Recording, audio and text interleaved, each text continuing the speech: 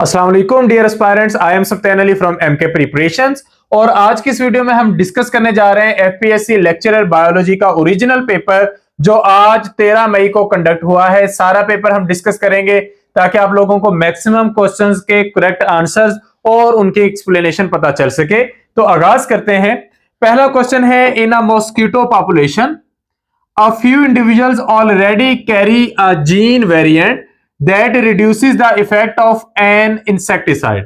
एक मॉस्किटोज की पॉपुलेशन है और उनमें से कुछ मॉस्किटो ऐसे हैं जो इंसेक्टिसाइड से बच जाते हैं क्योंकि उनके पास एक जीन है जो उनको इंसेक्टिसाइड के इफेक्ट से बचाती है।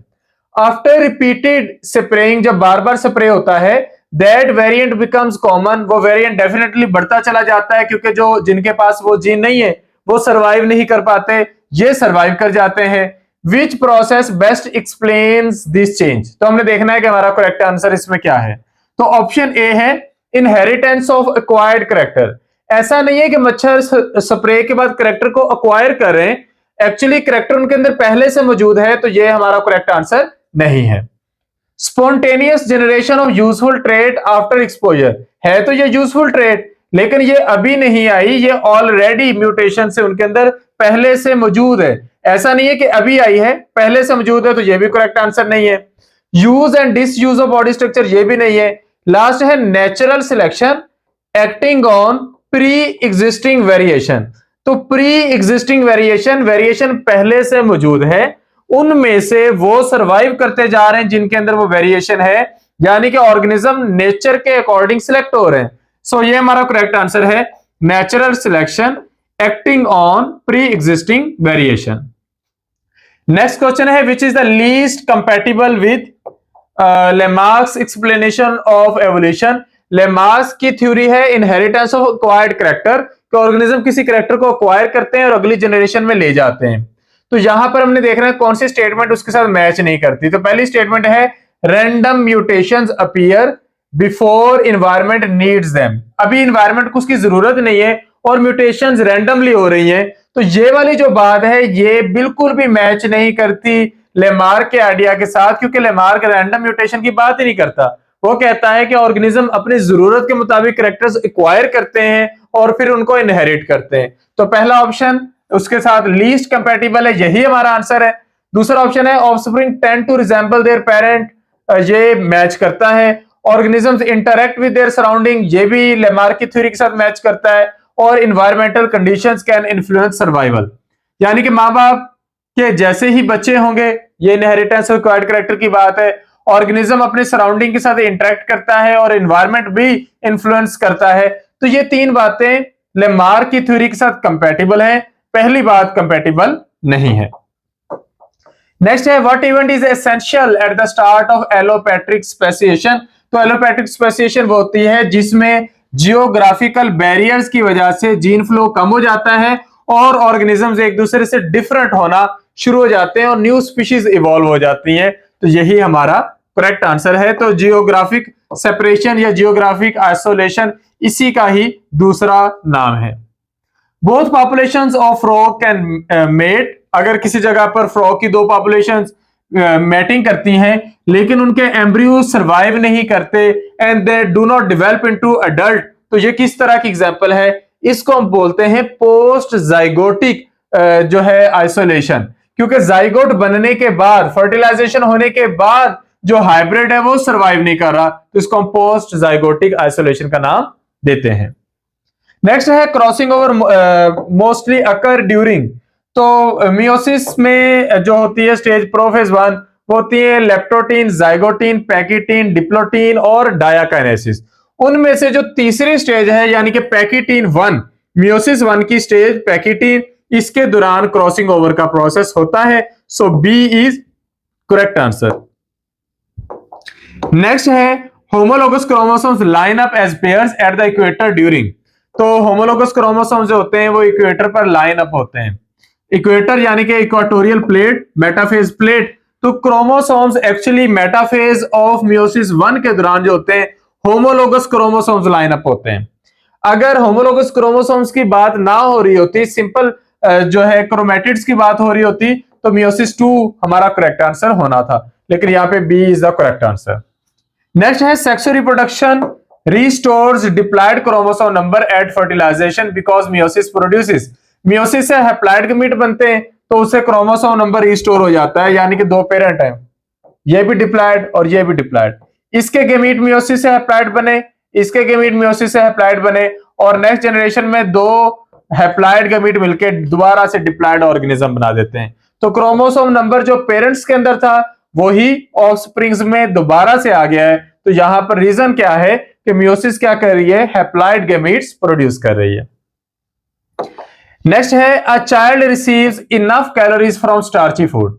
बच्चा रोटी खाता है या चावल खाता है तो उसको काफी कैलोरीज मिल रही है, but very little dietary protein. लेकिन उसकी जो फूड है उसमें डाइटरी प्रोटीन कम है और उसको एडिमा हो जाता है। तो ये कौन सी प्रॉब्लम है? ये प्रॉब्लम होती है क्वाशीरकोर की, जिसमें बच्चे को प्रोटीन डेफिशिएंसी होना शुरू हो जाती है। उसके मुकाबले में जो बाकी है ये मोस्टली विटामिन के डेफिशिएंसी सिम्टम्स हैं। Non detection of sister chromatids during mitosis directly produces daughter cells with. तो अब फॉर एग्जांपल एक इस तरह कोई सेल है और उसके अंदर बहुत सारे इस तरह क्रोमोसोम्स हैं जो एनाफेज में एक दूसरे से सेपरेट होते जा रहे हैं। तो अब अगर किसी एक की हो जाती है नॉन डिस्जंक्शन, यानी कि इनकी डिस्जंक्शन प्रॉपरली होगी, इसकी नहीं हुई, इसका एक तरफ से जो माइक्रोट्यूब्यूल है वो ब्रेक कर गया, तो पूरा एक पेयर अगर एक साइड पर आ जाएगा तो इससे क्रोमोसोम नंबर एबनॉर्मल हो जाएगा। और क्रोमोसोम नंबर की एबनॉर्मेलिटी सारे पेयर्स पर नहीं है, किसी एक पेयर पर है, तो इसे हम एन यूप्लाइडी का नाम देते हैं। अगर सारे क्रोमोसोम्स पर होती तो हम इसको यूप्लाइडी का नाम देते हैं। In a double stranded DNA the percentage of adenine is 30%, the percentage of cytosine. अच्छा, यहां पर मैं आपको सिंपली बता देता हूं, आपको किसी भी नाइट्रोजन बेस की परसेंटेज पता चल जाए, आप बाकी सबकी मालूम कर सकते हैं। लाइक अगर एडेनिन 30% है तो इसके साथ बॉन्ड करने वाला जो थायमीन है वो भी 30% होगा ऑटोमेटिकली। 60% इनसे हो गया तो बाकी रह गया 40, तो साइटोसिन भी 40% होगी और गुआनिन भी 40% कह रहे हैं हम, 20% होगी। तो 20% ये और 20% ये, तो इस तरीके से आप इसको फाइंड आउट कर सकते हैं। अगर ये 20% होती तो इसने 20% होना था, तो 20 और 20 40, बाकी 60% इनमें बराबर तकसीम हो जाना था, 30 और 30 इधर आ जाने थे। तो इस तरीके से ये हम फाइंड आउट कर सकते हैं। ये हम जब भी टेस्ट बनाते हैं तो ये वाला एमसीक्यू आप लोगों के लिए लाजमी तौर पर हम पुट करते हैं ताकि आपको आसानी रहे इस तरह के टेक्निकल क्वेश्चन को समझने की। रूमिनेंट्स जब डाइजेस्ट करते हैं सेलुलोज को, जितने भी जुगाली करने वाले जानवर हैं वो सेलुलोज को डाइजेस्ट कर लेते हैं, क्योंकि उनकी गट के अंदर ऐसे माइक्रो ऑर्गेनिजम्स हैं जो सेलुलोज को डाइजेस्ट कर सकते हैं, सेलुलेज एंजाइम बना सकते हैं। एक डाइहाइब्रिड क्रॉस है और उसमें करेक्ट फिनोटाइपिक रेशियो कौन सी होगी? अगर तो लॉ ऑफ इंडिपेंडेंट असॉर्टमेंट के अकॉर्डिंग है और उस डाइहाइब्रिड क्रॉस के अंदर एक पेरेंट जो है वो भी दोनों कैरेक्टर्स के लिए हेटेरोजाइगस है और दूसरा भी हेटेरोजाइगस है, तो इस सूरत में हमारे पास जो रिजल्ट आएगा वो आएगा 9 3 3 1। ये मेंडल के लॉ ऑफ इंडिपेंडेंट असॉर्टमेंट को एग्जैक्टली फॉलो कर रहे हैं। शर्त ये है कि डाइहाइब्रिड क्रॉस हो और दोनों ऑर्गेनिज्म जो हैं वो क्या होने चाहिए, हेटेरोजाइगस होने चाहिए। एक और कंडीशन भी होनी चाहिए कि law of independent assortment follow हो रहा हो, ऐसा ना हो कि ये लिंक्ड जीन्स हो। अगर ये लिंक्ड जीन्स होंगी तो फिर 9 3 3 1 को फॉलो नहीं करेंगी। So correct answer is 9 3 3 1। अगर दोनों पेरेंट्स नॉर्मल हो और उनके पास एक इफेक्टेड चाइल्ड हो रिसेसिव डिसऑर्डर के साथ, तो पेरेंट्स की फिनोटाइप क्या होगी? देखिए, पेरेंट्स अगर नॉर्मल हैं और बच्चा जो है वो रिसेसिव है, तो एक कंडीशन तो कंफर्म है कि बच्चे को पेरेंट से रिसेसिव मिल रही है, आप कह सकते हैं एलील। तो एक पेरेंट के पास भी रिसेसिव एलील है, दूसरे के पास भी रिसेसिव एलील है, तो अगर इसके पास दोनों रिसेसिव हुई तो ये बीमार हो जाएगा। यहां पर ये बात समझने की जरूरत है। बच्चा बीमार है, बच्चे को डिसऑर्डर है। अब बच्चे को डिसऑर्डर है तो बच्चे की दोनों रिसेसिव एलील एक पेरेंट से आई है, दूसरी दूसरे से। अब पेरेंट्स के पास एक एलील हमें कंफर्म पता चल गई, दूसरी एलील कौन सी होगी? दूसरी एलील पेरेंट्स के पास नॉर्मल होना जरूरी है क्योंकि पेरेंट्स नॉर्मल है। अगर दूसरी एलील जो है वो रिसेसिव हुई तो पेरेंट्स भी बीमार होने थे। तो इस तरीके से ये हमारे पास रिजल्ट्स बन जाते हैं। तो ये हमारे पास दोनों पेरेंट्स का क्या होना जरूरी है? हाइब्रिड होना, हेटेरोजाइगस होना जरूरी है, कैपिटल ए स्मॉल है। The dominant generation in pteridophyte, plants की अगर हम बात करें तो जो हमारे पास है ब्रायोफाइट्स, उनमें गमेटोफाइट जनरेशन डोमिनेट है। बाकी ट्रीडोफाइट, जिम्नोस्पर्म, एंजियोस्पर्म सबके अंदर स्पोरोफाइट जनरेशन डोमिनेंट है। नेक्स्ट है DNA polymerase replicates DNA in which direction. तो हमेशा डीएनए रेप्लिकेट होता है 5 to 3 only, so that is our correct answer. Which level of Bloom's taxonomy involves recalling fact and basic concept. आप चीजों को recall करें, याद कर रहे हैं, तो remembering will be correct answer. एक टीचर बच्चों से कहता है कि वो जज करें validity of A scientific argument. एक साइंटिफिक आर्गुमेंट है, वो वैलिड है या नहीं, इसको जज करें। तो बच्चे क्या करें, सोच रहे हैं, चीजों को इवेल्युएट करें। So evaluating is the correct answer. A student designs a new experiment. एक नई चीज डिजाइन हुई है, तो कोई नई चीज क्रिएट की गई है, तो यहां पर ब्लूम्स टैक्सोनॉमी का हायर लेवल है, that is creating. The word frugal most nearly means, frugal का मतलब होता है इकोनॉमिकल, इकोनॉमिकल का मतलब होता है किसी चीज का रीजनेबल प्राइस में होना। स्पीच की नरेशन हमने चेंज करनी है, इनडायरेक्ट करना। He said who drafted this policy, question किया गया है तो ये बन जाएगा he asked who had drafted that policy. तो यहां पर हमारे पास आ जाएगा he said, he asked who had drafted that policy, this that हो जाएगा। और यहां पर हम आस्क के बाद दैट नहीं लगाएंगे क्योंकि जो हमारे पास क्वेश्चन वर्ड आ रहा है हु आ रहा है। सेंटेंस को कंप्लीट करना है। Hardly had I reach the station, मैं बड़ी मुश्किल से स्टेशन पहुंचा था। व्हेन द ट्रेन लेफ्ट, जब ट्रेन ने स्टेशन को छोड़ दिया, तो व्हेन करेक्ट आंसर है। कंप्लीट द सेंटेंस, सेंटेंस को कंप्लीट करना है। Scarcely had it stopped raining, बड़ी मुश्किल से बारिश रुकी थी। When the sun came out, जब सूरज निकला था, तो यहां पर भी व्हेन आएगा। Modern synthetic theory of evolution, evolution से फिर एक क्वेश्चन आ गया। मॉडर्न सिंथेटिक थ्योरी जो है एवोल्यूशन की, वो डार्विन की ओरिजिनल थ्योरी से कहां पर डिफरेंस क्रिएट करती है। एक्चुअली डार्विन की थ्योरी इब्तदाई थ्योरी थी, मॉडर्न थ्योरी में न्यू कॉन्सेप्ट्स ऐड हो गए, तो हमने न्यू कॉन्सेप्ट ढूंढना है ऑप्शन में। नेचुरल सिलेक्शन नहीं, ये पुराना कॉन्सेप्ट है। Use and disuse of organs पुराना कॉन्सेप्ट है। जेनेटिक्स मॉडर्न है, पॉपुलेशन जेनेटिक्स भी मॉडर्न है। इनहेरिटेंस ऑफ कार्ड ट्रेड्स ये भी पुराना है। So C is the correct answer. Lamarck theory doesn't support which of the following, ये आई थिंक पहले भी बात हो चुकी है। Evolution by genetic variation arising before environmental need. Two students are fighting, दो बच्चे लड़ रहे हैं, तो टीचर कैसे माहौल को रीस्टोर करेगा। तो टीचर सजा नहीं देगा, क्योंकि ये पुराना तरीकेकार है कि बच्चों को पकड़ के मार दें। इग्नोर द फाइट कंप्लीटली, मुकम्मल इग्नोर भी नहीं कर सकता। वो स्टूडेंट्स को उसके हार्म के बारे में बताएगा और रिलेशनशिप्स को रिपेयर करने के बारे में बताएगा, ताकि चीजें दोबारा से पहले की तरह ठीक हो जाए। ये होता है चीजों को ठीक करना। Call their parents without discussion, ये भी गलत बात है कि हर मामले में आप पेरेंट्स को कॉल करना शुरू कर दें। नेक्स्ट है, two students are joking during lab time, the teacher wants to give them less attention for the joke and involve them in activity. तो टीचर एक्टिविटी में स्टूडेंट्स को वापस लाना चाहता है और अपना लेक्चर जो है उसको भी डिस्टर्ब नहीं करना चाहता, तो कौन सी अप्रोच यूज करेगा। पहला है पनिशेटिव अप्रोच, सजा दे देना, बिल्कुल भी नहीं।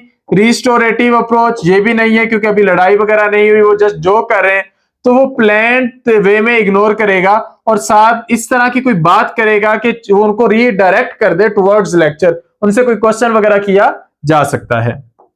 नेक्स्ट है in a monohybrid cross, monohybrid cross है, एक प्योर टॉल है, एक प्योर ड्वार्फ है, तो F1 जनरेशन क्या होगी। अगर हम इनका क्रॉस करवाते हैं तो इसके सारे गेमीट कैपिटल टी, इसके सारे गेमीट स्मॉल टी, तो जो ऑफस्प्रिंग्स होंगे वो होंगे कैपिटल टी स्मॉल टी, यानी कि हाइब्रिड होंगे। So C is the correct answer. Next है इन अ डाइहाइब्रिड क्रॉस, एक डाइहाइब्रिड क्रॉस है, ये वैसे पहले हो चुका है 9:3:1 की रेशियो, यहां पर बस स्टेटमेंट मुकम्मल है। डाइहाइब्रिड क्रॉस है, जीन्स लिंक्ड नहीं है। देखें, लिंक्ड नहीं है तो लॉ ऑफ इंडिपेंडेंट असॉर्टमेंट को फॉलो करेंगी। अगर जीन्स लिंक्ड होती तो लॉ ऑफ इंडिपेंडेंट असॉर्टमेंट को उन्होंने फॉलो नहीं करना था। तो ये जीन्स लिंक्ड नहीं है, दोनों पेरेंट्स हेटेरोजाइगस हैं। एक इस तरीके का है, दूसरा भी इसी तरीके का है। अब अगर आप इनका क्रॉस करवाते हैं तो जो ऑफस्प्रिंग्स होंगे वो 9:3:1 की रेशियो को फॉलो करेंगे। नेक्स्ट है टू अनइफेक्टेड पेरेंट्स, ये अभी हम पहले डिस्कस कर चुके हैं। If the phenotypes of A generation have equal dominant and recessive organism this represents. अच्छा, अगर जो जनरेशन आई है उसमें दोनों बराबर हैं, फॉर एग्जांपल अगर हम राउंड और रिंकल की बात कर लें, दोनों बराबर हैं, तो ये क्या कौन सा केस होगा? देखिए, आपको पता है लॉ ऑफ सेग्रीगेशन 3:1 की रेशियो को फॉलो करता है। लॉ ऑफ इंडिपेंडेंट असॉर्टमेंट 9:3:1 की रेशियो को फॉलो करता है। इनकम्प्लीट डोमिनेंस में बराबर होना तो एक अलग चीज है, 1:1 एक नई रेशियो निकल के सामने आ जाती है। एपिस्टेसिस में एक चीज दूसरे के एक्सप्रेशन को मास्क कर लेती है और यहां पर फिर हमारे पास जो कंडीशन है वो भी बदल जाती है। तो यहां पर हम एक्चुअली करने क्या जा रहे हैं, जहां पर हमारे पास 1:1 की रेशियो आ रही है जो मोस्टली टेस्ट क्रॉस में आती है, जिसमें एक पेरेंट जो होता है कन्फर्म होमोजाइगस रिसेसिव होता है और दूसरा हेट्रोजाइगस होता है। तो यहां पर अगर आप इनका क्रॉस करवाएंगे तो आधे ऑफस्प्रिंग्स होंगे। अब इसने बना देने दो तरह के गमीट, इसने बनाना एक तरह का गमीट। मैं ये नहीं कह रहा कि एक गमीट बनाना है, हम ये कह रहे हैं कि एक तरह के गमीट बनाने। तो ये जब इसके साथ क्रॉस करेगा तो ये बनेंगे और ये जब इसके साथ क्रॉस करेगा तो ये बनेंगे। तो इस तरीके से ये लॉ ऑफ सेग्रीगेशन वर्क करता है। तो ये लॉ ऑफ सेग्रीगेशन है टेस्ट क्रॉस का। सिल्क वर्म का ताल्लुक कौन से फाइलम से है? सिल्क वर्म का ताल्लुक फाइलम आर्थ्रोपोडा से है। पेब्रीन डिजीज ऑफ सिल्क वर्म, तो जो पेब्रीन डिजीज होती है सिल्क वर्म की, ये माइक्रोस्पोरिडिया यानी कि प्रोटोजोआ के थ्रू होती है। नेक्स्ट है ऑप्टिमल पीएच ऑफ अमाइलेज। हमारे सलाइवा के अंदर एक एंजाइम मौजूद है अमाइलेज। अमाइलेज डाइजेस्ट करता है अमाइलोज को। अमाइलोज हमारे पास स्टार्च की एक टाइप है, तो इसकी पीएच क्या होती है? तो ये ऑलमोस्ट न्यूट्रल पीएच होती है, that is 6.8 to 7। Gestation period of an elephant, हाथी का गेस्टेशन पीरियड अच्छा खासा होता है, that is around 18 to 22 months, तो 18 से 22 महीने। फादर ऑफ बायोलॉजिकल क्लासिफिकेशन, तो मॉडर्न क्लासिफिकेशन कार्लस लिनियस ने दी थी। पहले उसने प्लांट्स को क्लासिफाई किया, फिर एनिमल्स को क्लासिफाई किया, फिर उनके साइंटिफिक नेम रखने का प्रोसीजर दिया, दैट इज बाइनोमियल नोमेनक्लेचर। ये पेब्रीन डिजीज हम पहले भी कर चुके हैं। यहां पर पैथोजन का एग्जैक्टली हमारे पास नाम है नोसेमा बोम्बाइसिस। अब wolf enters into an ecosystem, एक इकोसिस्टम के अंदर वुल्फ आ जाता है और हर्बीवोर्स को खाना शुरू कर देता है, घास चरने वाले जानवरों को, तो उससे वेजिटेशन दोबारा से रीग्रो कर जाती है, तो that is known as trophic cascade, क्योंकि पूरा एक ट्रॉफिक लेवल है वो डिस्टर्ब होना शुरू हो जाता है। प्रोड्यूसर्स बढ़ना शुरू हो जाते हैं, हर्बीवोर्स कम होना शुरू हो जाते हैं, कार्निवोर्स बढ़ना शुरू हो जाते हैं, तो ये ट्रॉफिक कैस्केड कहलाता है। Non destruction of sister chromatids during mitosis, तो उससे क्या होगा, एनजियोप्लाइडी के केसेस ज्यादा सामने आएंगे। तो यहां पर वो हमने सारे के क्वेश्चंस डिस्कस कर दिए हैं जो हमें कैंडिडेट्स के थ्रू मिले हैं। अगर आपके पास फर्दर कोई क्वेश्चन हो तो आप कमेंट सेक्शन में पुट कर सकते हैं। इसी तरह कल फर्दर जो नेक्स्ट पेपर होने हैं उनमें भी जितने क्वेश्चंस आपको पता चले आप लोग वो क्वेश्चंस हमें सेंड कर सकते हैं। सेंड करने के लिए आप इस नंबर पर कॉन्टेक्ट करेंगे 0342447091। इस नंबर पर कॉन्टेक्ट करके आप लोग अपना क्वेश्चंस अपनी क्वेरीज पुट कर सकते हैं। Thank you, Allah Hafiz.